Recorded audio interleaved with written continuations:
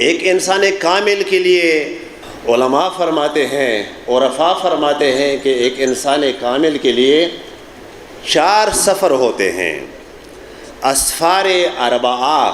اگر یہ 4 سفر انسان طے کرے تو ایک انسان کامل بن سکتا ہے، اور اگر ان میں سے ایک سفر بھی رہ گیا تو انسان کامل نہیں بن سکتا۔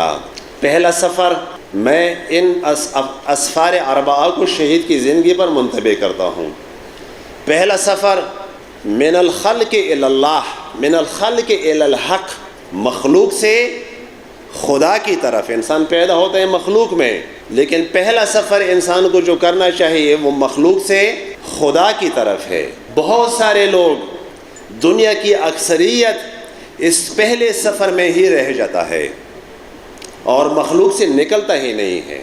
یہ سفر ہی وہ طے نہیں کر سکتا، اور انہی اکثریت کے بارے میں فرمایا گیا ہے کہ اکثرہم لا یعقلون یا لا یعلمون، یا جو ہے وہ اولئک کالانعام بل ہم اضل۔ یہ ان لوگوں کے بارے میں کہا گیا ہے کہ جو اسی پہلے سفر میں رہ جاتے ہیں اور پہلا سفر ہی طے نہیں کرتے۔ دوسرا سفر جو انسان کامل کے لیے ان اسفار اربعہ میں سے ضروری ہے وہ فی الحق مع الحق۔ جب مخلوق سے خدا کی طرف سفر کرتا ہے تو پھر انسان اسی خدا اور حق میں ہی سفر کرتا ہے، اور یہ سفر بھی ایک انتہائی مشکل اور مہم سفر ہے۔ اور تیسرا سفر انسان کے لیے وہ من الحق الی الخلق، اس حق کی طرف سے دوبارہ خلق کی طرف، مخلوق کی طرف سفر ہے۔ یہ ضروری ہے، ایسا نہ ہو کہ انسان مخلوق سے خدا کی طرف سفر کرے اور اسی سفر میں ہی رہ جائے۔ وہ عابد و زاہد و راہب تو بن سکتا ہے، لیکن وہ انسان کامل نہیں بن سکتا۔ کچھ لوگ ایسے ہیں، عظیم لوگ ہیں، بڑے لوگ ہیں، جنہوں نے یہ سفر طے کیا ہے، من الخلق الی الحق پہنچ چکے ہیں، لیکن پھر اسی فی الحق رہ چکے ہیں، دوبارہ الی الخلق مخلوق کی طرف وہ سفر نہیں کر سکے ہیں، کیونکہ بہت مشکل ہے ان اعلیٰ مقامات سے دوبارہ مخلوق کی طرف آنا، یہ بہت مشکل ہے۔ کچھ افراد وہاں رہ جاتے ہیں، وہ اگرچہ اپنی جگہ پر ارزش رکھتے ہیں، قدر و قیمت رکھتے ہیں، بہت بڑے لوگ ہیں، لیکن جو حقیقی ہدف اور مقصد ہے وہ مقصد کیا؟ ہادی بننا، امام بننا، رہنما بننا، وہ نہیں کر سکتے۔ چوتھی سفر جو انتہائی مہم ہے، تمام انبیاء علیہ السلام نے، ائمہ اطہار علیہ السلام نے یہ سفر طے کیا ہے، تب ہی نبی اور رسول اور امام بنے ہیں، تب ہی وہ ہادی اور رہنما بنے ہیں۔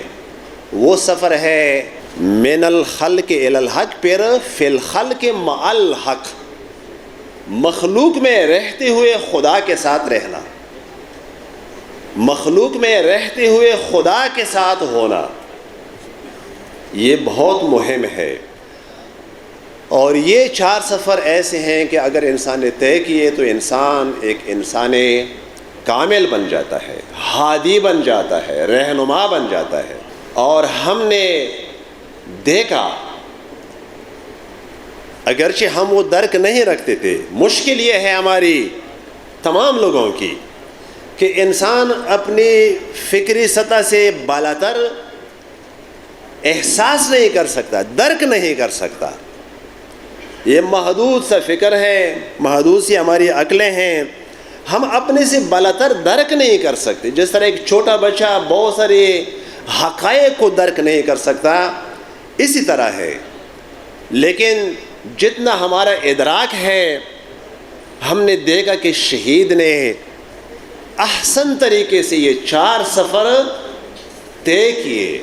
وہ مسافر تھا ان اسفار 4 کا، اور انہوں نے احسن طریقے سے یہ سفر طے کیا اور کم مدت میں طے کیے۔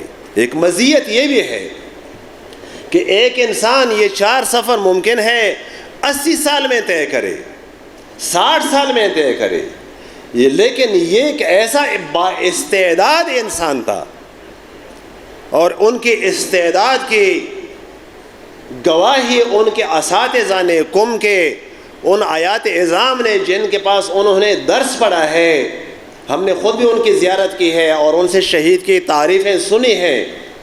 وہ فرماتے تھے کہ یہ ایک ایسا انسان تھا کہ جس نے بہت کم عرصے میں یہ سفر طے کیے۔ میں نے خود حضرت آیت اللہ حرم پناہی سے، ہم ان سے کے پاس جاتے تھے، وہ بھی محبت کرتے تھے، وہ شہید کے شاگرد ہوں یا علاقے کی وجہ سے، تو ہمیں عقائد میں امامت کے وہ پڑھاتے تھے۔ تو وہ فرماتے تھے کہ ان کے گھر پر، ان کا ایک چھوٹا سا گھر تھا مسجد سنگر کے پاس، تو وہ فرماتے تھے کہ وہ اتنے با استعداد شہید کہ اگر تھوڑا سا وہ رہ جاتے تو مسلمہ ایک مجتہد بن جاتے۔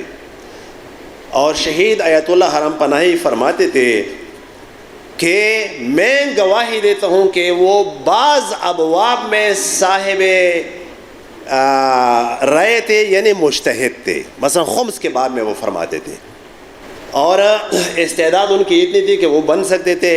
اور پھر آیت اللہ حرم پناہی فرماتے تھے کہ میں نے اصرار کیا کہ آپ پاکستان نہ جائیں اور یہاں تھوڑا سا رہیں تو آپ مسلمہ مجتہد ہیں، لیکن انہیں اپنے فریضے کا، وظیفے کا احساس تھا اور لوگوں کی ہدایت کا احساس تھا، اور اس لیے وہ پاکستان واپس چلا گیا۔